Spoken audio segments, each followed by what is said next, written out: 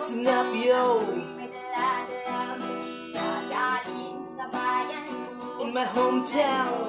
Ipamahagi ang mga kwento at mga pangyayaring nagaganap. Yo, May pinanga ako.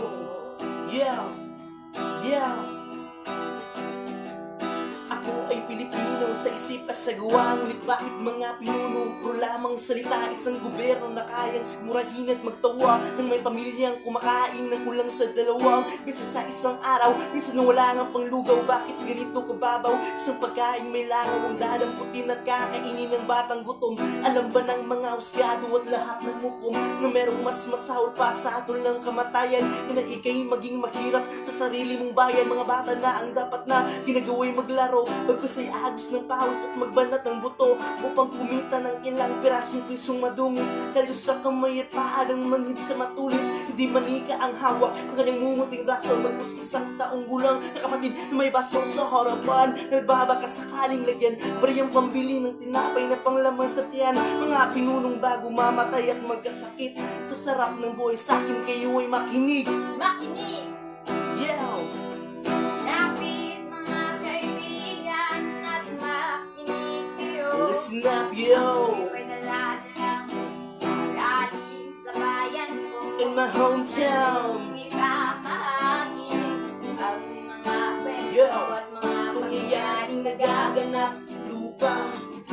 Pinangako. Yo. Yo. Mga bakal na dumudura ng uyat ng tinga, tangan-tangan at balot ng kasukutang pandigma. Bakit di mapagtugma ang mayaman at duka sa pananawang kapalit, tiyapis at pagluluksa? Pare-parehong sundalo, musliman o kristyano, ilan man ang masawi, di mo alam sinong panalo. Walang panalo dahil sa huli tayo ang talo. Pinoy ang nasa loob ng taon na sinurado, yan ba talaga ang sumpa dito sa lupang nangako respeto at pagmamahalan? Napilit na tinatago lalo hindi kadapo may pakpang na limitado at nakakulong sa seldang may walang susing kandado. Kailan kaya natapos ang pag-aagos ng dugo at ang kapayapa ay mahawa ka ng buong buo? Yan ba ang kwento o tanong na pilit na humahan sa bawat taong bahagi ng watawat na hinati? Lapit mga kaibigan at makinig kayo. Listen up, yo. Ako'y may dala-dalang galing sa bayan ko. In my hometown. Ipamahagi ang mga Kwento at mga pangyayaring nagaganap sa lupang ipinangako. Yo.